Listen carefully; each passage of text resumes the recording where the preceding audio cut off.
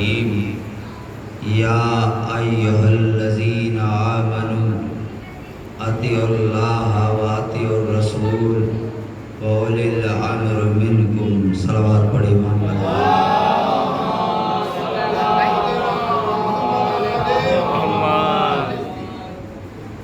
عزیزان محترم، سامعین کرام، صاحبان فہم و ذکا،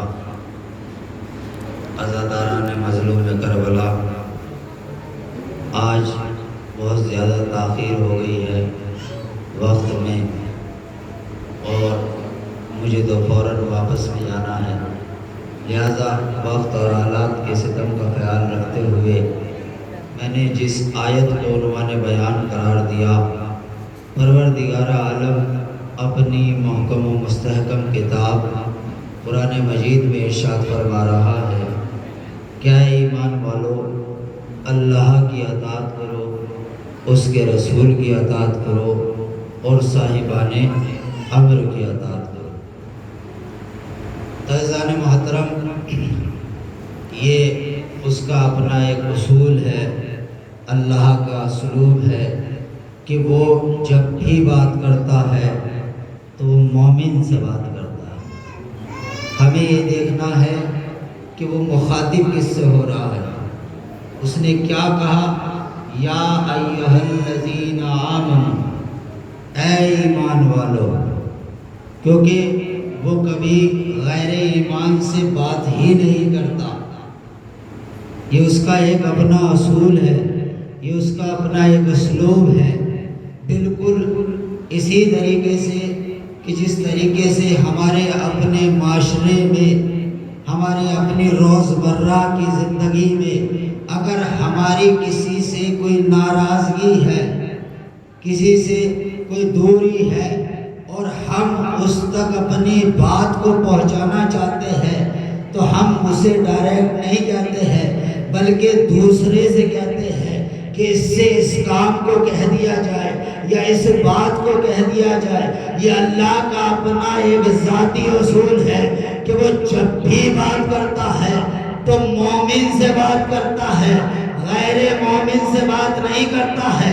اگر پورے قرآن مجید میں اسے غیر مومن سے بات کرنے کی التجا بھی ہوئی ہے تو اس نے اپنے حبیب سے کہا، اے میرے حبیب کل ان سے کہہ دیجئے گا، ان سے کہہ دیجئے، میں انہیں منہ نہیں لگاؤں گا، میں ان سے بات نہیں کروں گا۔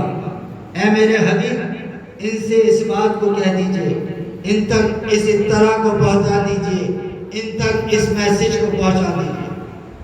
تو عزیزان محترم، اللہ جب بھی بات کرتا ہے تو مومن سے بات کرتا ہے۔ مومن کا لفظ بنا ہے ایمان سے، اور ایمان کا لفظ بنا ہے امن سے۔ اور عزیزوں، مومن اور امن، اس قدر ان دونوں میں بھائی چارگی پائی جاتی ہے، اس قدر ان میں محبت پائی جاتی ہے، اس قدر ان میں اتفاق پایا جاتا ہے کہ جہاں مومن ہوتا ہے وہیں امن ہوتا ہے، جہاں مومن ہوتا ہے وہیں امن ہوتا ہے، اور جہاں امن ہوتا ہے وہیں مومن ہوتا ہے۔ اب عزیزان محترم، یہ دونوں اس قدر ان کے اندر الفت پائی جاتی ہے، اس قدر ان دونوں میں بھائی چارگی پائی جاتی ہے، مومن اور امن میں، کہ یہ دونوں اس قدر لازم و ملزوم ہے کہ جہاں مومن ہوتا ہے وہیں امن ہوتا ہے، اور جہاں امن ہوتا ہے وہیں مومن ہوتا ہے۔ اب اگر کسی کا حق بنتا ہے اور حق کے ہوتے ہوئے، طاقت کے ہوتے ہوئے، وہ اس بات کا خیال رکھتے ہوئے، اس بات کو مد نظر رکھتے ہوئے کہ امن برباد نہ ہو، امن تہوادہ نہ ہو، بستی کا ماحول خراب نہ ہو، شہر کا ماحول خراب نہ ہو، معاشرے کا ماحول خراب نہ ہو، حق بھی ہے اس کا، طاقت بھی ہے اس کے پاس، حق کے ہوتے ہوئے، طاقت کے ہوتے ہوئے، فقط اس لیے اپنے گلے میں رسی کا پھندا ڈلوا لے کہ امن برباد نہ ہو،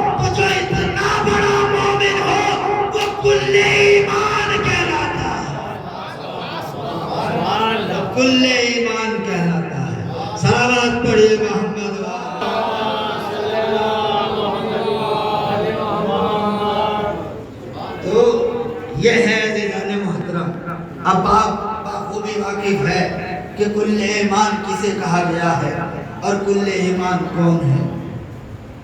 جو طاقت کے ہو معلوم ہے کہ میرا حق ہے اس منبر پر ساری تمام تر مصلحتوں کو مد نظر رکھے ہوئے بس اس لیے کہ امن برباد نہ ہو، ماحول خراب نہ ہو، حضور کی محنت بیکار نہ ہو جائے.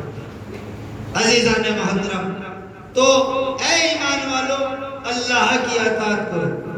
آئیے عزیزان محترم، سب سے پہلے تو یہ جاننے کی ضرورت ہے کہ اطاعت کسے کہتے ہیں، اطاعت کا مفہوم کیا ہے، اطاعت کے معنی کیا ہے. کیونکہ اکثر و بیشتر کثرت کے ساتھ یہی سمجھا جاتا ہے، یہی جانا جاتا ہے کہ نماز پڑھنا ہی اطاعت الہی ہے، روزہ رکھنا ہی اطاعت الہی ہے، حج کرنا ہی اطاعت الہی ہے، خمس و زکوٰۃ کا ادا کرنا ہی اطاعت الہی ہے. نہیں عزیزان محترم، ایسا نہیں ہے. اطاعت کا مفہوم بڑا وسیع ہے. ایسا نہیں کہ نماز پڑھنا ہی اطاعت الہی ہے. ہی اور بھی کا فرق ہے. نماز بھی اطاعت الہی ہے، روزہ بھی نماز اطاعت الہی ہے، تمام تر ارکان اطاعت الہی ہے. اگر فقط یہی اطاعت الہی ہوتے تو اور دیگر کام اطاعت الہی نہ ہوتے. ہی اور بھی کا فرق ہے. عبادت کسے کہتے ہیں، اطاعت کسے کہتے ہیں، عبادت کے کیا معنی ہیں، عبادت کا کیا مفہوم ہے. آئیے عزیزان محترم، یہ میں اپنی زبان سے نہیں بلکہ اسی کے کلام سے عبادت اور اطاعت کے مفہوم کو سمجھانا چاہتا ہوں، کیونکہ اس نے بڑے ہنگامی حالات میں اطاعت اور عبادت کے مفہوم کو پیش کیا. ہنگامی حالات اس لیے کہہ رہا ہوں کہ جناب آدم کا پتلا بن چکا تھا اور تمام فرشتوں کو یہ حکم مل چکا تھا کہ انی جائل فی الارض خلیفہ، کہ میں روئے زمین پر ایک خلیفہ بنانے جا رہا ہوں. ہائے ہائے عزیزان محترم، اللہ خلیفہ کا انتخاب زمین کے لیے کر رہا ہے اور اعلان آسمان میں فرما رہا ہے. بہت توجہ عزیزان محترم، عجیب فلسفہ ہے کہ زمین کے لیے خلیفہ بھیجا جا رہا ہے، اعلان آسمان میں کیا جا رہا ہے. یہ قرآن مجید ہے کہ عزیزو غور کرنے کی منزل ہے. اس کا مطلب آیت سے یہ معلوم ہوا کہ جب بھی کوئی نمائندہ یا کوئی خلیفہ، اگر کوئی حجت اس دنیا میں منتخب ہوگا تو وہ آسمان سے ہوگا، اعلان اس کا آسمان پہ ہوگا، وحی کے ذریعے ہوگا. اب چاہے وہ غدیر میں اعلان کیا جائے. صلوات پڑھیے محمد والے اللہم صلی علی محمد والے محمد. خلیفہ کا انتخاب دنیا والوں کا نہیں ہوتا. قرآن کہہ رہا ہے یہ انتخاب اللہ کا ہے اور اللہ آسمان پہ اس بات کا اعلان کر رہا ہے. کیونکہ عزیزان محترم، آپ بخوبی واقف ہے، میں تو اشاروں میں بات کرنا چاہتا ہوں کہ عزیزو ووٹنگ سے خلیفہ معین ہونا اور ہے، اللہ کی جانب سے خلیفہ بننا اور ہے. اور عزیزو آپ ایک میرے بزرگان یہاں پر موجود ہیں، ایک عرصے سے مجالس سنتے ہوئے آ رہے ہیں. جب دنیا والوں نے پہلے خلیفہ کا انتخاب کیا تو یہ ہمارے سماج کا بھی، معاشرے کا بھی عزیزان محترم یہ نظام پایا جاتا ہے، یہ دستور پایا جاتا ہے. اگر ہماری بستی میں کوئی پردھان بھی بنا دیا جائے تو کل کے زمانے میں گھوڑوں سے، اونٹوں سے، ہاتھیوں سے، آج گاڑیوں سے اس کا جلوس نکالا جاتا ہے، اس کے انتخاب کا اعلان کیا جاتا ہے، اس کے انتخاب کا اعلان کیا جاتا ہے. یہی کل بھی ہوا تھا کہ جب دنیا والوں نے ووٹنگ سے خلیفہ کا انتخاب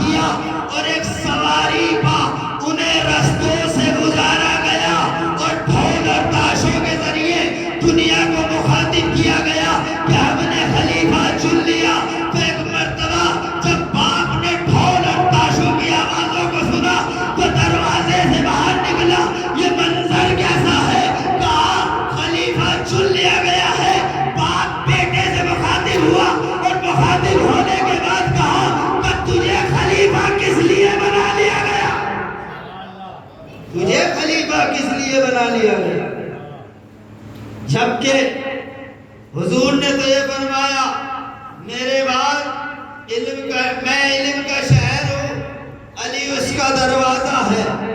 کون سی پی ایچ ڈی کی ہے، کون سے بڑے اور بڑے عہدے پہ ہے، کون سی ڈگریاں ہے، میں باپ ہو کے یہ جاننا چاہتا ہوں کہ اس سماج نے، اس معاشرے نے تیرا انتخاب کس بیس پہ کیا؟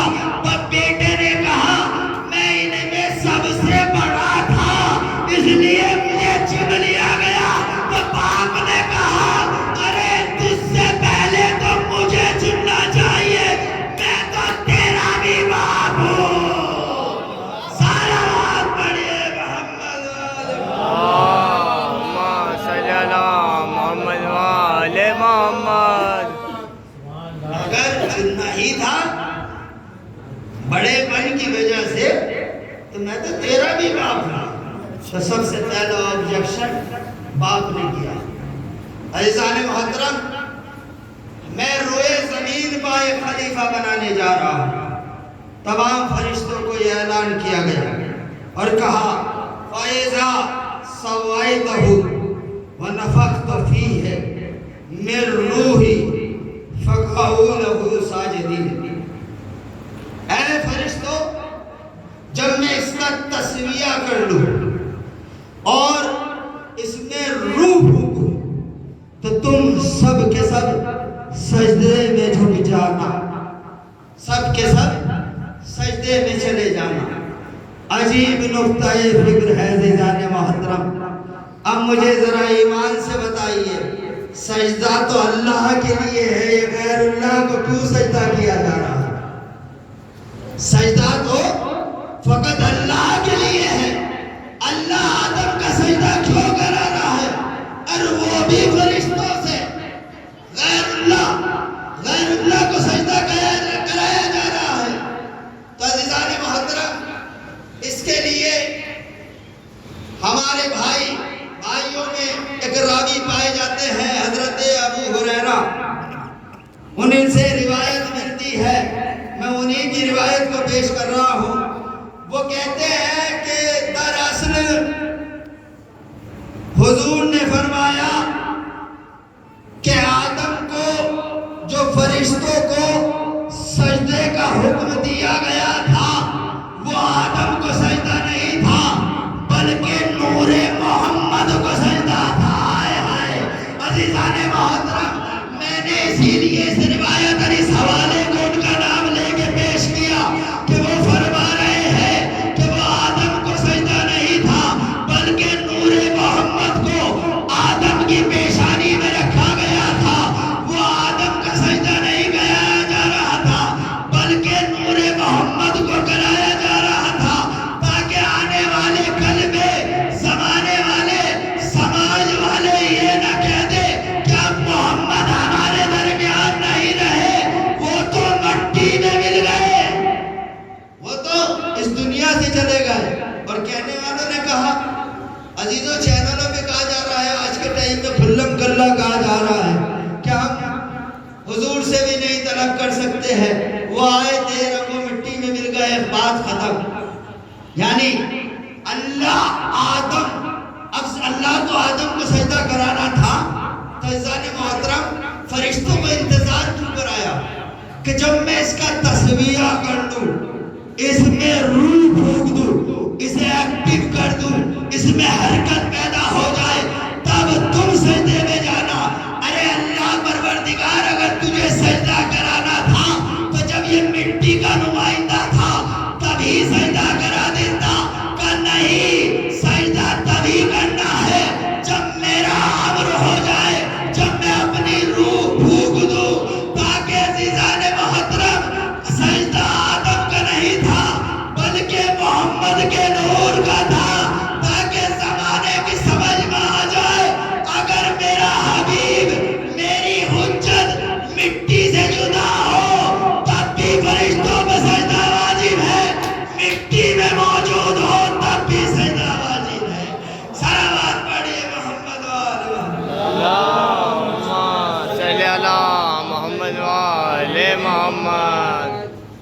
محمد کو سجدہ کیا گیا، اور جب سجدے کیا حکم روح کو پھونکا گیا تو ایک مرتبہ تمام ملائکہ نے اپنے آپ کو سجدے میں جھکا دیا۔ فسجد الملائکۃ کلہم مجمعون، تمام ملائکہ سجدے میں چلے گئے الا ابلیس، سوائے شیطان کے، اور شیطان نے سجدہ نہیں کیا۔ تمام ملائکہ نے سجدہ کیا سوائے ابلیس کے، ابلیس نے سجدہ نہیں کیا۔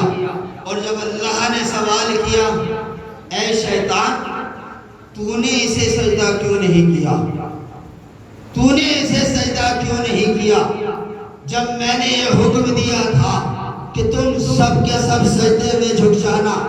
تب عزیزان محترم شیطان بولتا ہے، شیطان نے جواب دیا کہ پروردگار میں اس سے زیادہ افضل ہوں، میں نے اس لیے سجدہ نہیں کیا کیونکہ مجھے آگ سے بنایا ہے، اسے مٹی سے بنایا ہے۔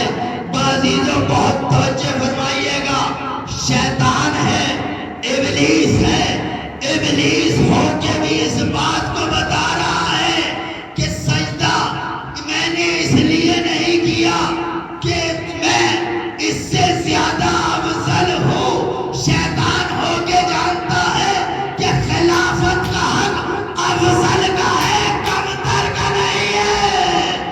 صلوات پڑھے محمد والے محمد۔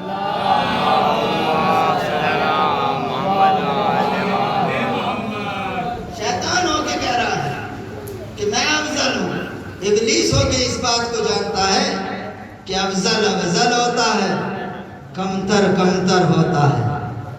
تو اللہ نے کہا اچھا یہ وجہ ہے کہ تو اس لیے سجدہ نہیں کر رہا ہے، تو نے اس لیے سجدہ نہیں کیا کہ تجھے آگ سے بنایا ہے اور اسے مٹی سے بنایا ہے۔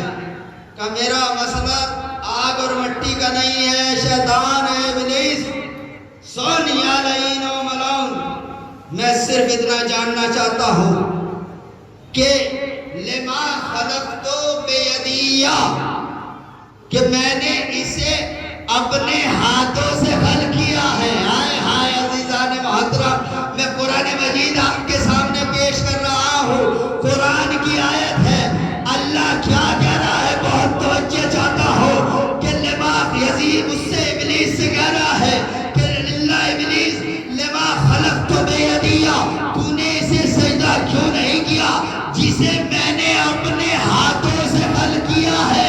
اب میں آپ سے ایک سوال کرنا چاہتا ہوں، اے نوجوانوں، کیا تم اس اللہ کا تصور رکھتے ہو کہ جو اپنے ہاتھ رکھتا ہے، جو اپنے ہاتھ رکھتا ہے؟